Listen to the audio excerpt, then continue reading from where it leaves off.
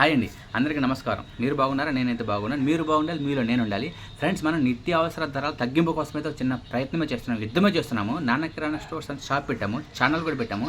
ఈ షాప్ ప్రతి గ్రామంలో, ప్రతి పల్లెటూరులో పెడదామని అయితే నేను అనుకుంటున్నాను. ఈ షాప్ లక్ష్యం ఏంటంటే, మనం హోల్సేల్ మార్కెట్లో అయితే ఎంత రేటుకి అయితే కొంటున్నాము, అదే రేటుకి మనం ప్రజలకు అందిద్దాము అని ఒక చిన్న కాన్సెప్ట్ మేము ముందుకు వచ్చాను. నేటి సమాజానికి చిన్న మెసేజ్ ఇద్దామని మేము ముందుకు వచ్చాను. కొంచెం సపోర్ట్ చేయండి ఫ్రెండ్స్. ఒక ఎగ్జాంపుల్ చెప్తాను, వినండి.